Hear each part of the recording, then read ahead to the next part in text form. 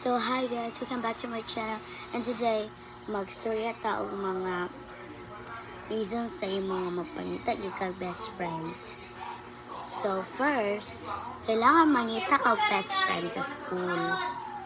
Dayon, kailangan magsulat ka kaysa kuan man, 'di ba, maglakaw-lakaw ka kay kung wala nang teacher ay pag-inana.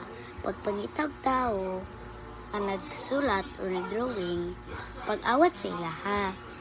Kay para maka-amigo mo na parehas mo hobby.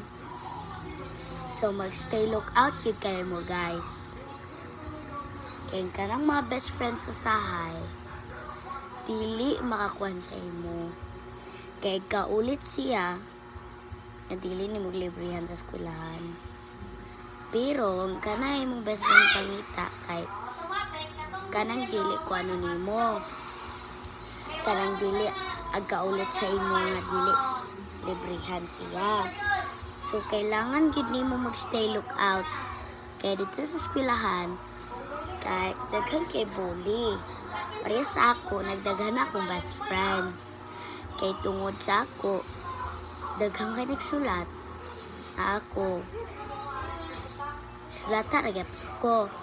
Kay daghan man kay nagsulat, na daghan man kay napati gumigo na. So kana gyud guys, stay look out gyud ka guys, kay kana gyud dili na makakuan sa imo. Ayo lang pag nervous, pangitag friend, and don't be scared. Promise to be a best friend. Ang kanang best friend nimo pangitaon, kanang dili ka ulit sa imo. Ha? Lang. Kanang best friend nga imong pangita. Balik ko nung guys kay kanang open spot.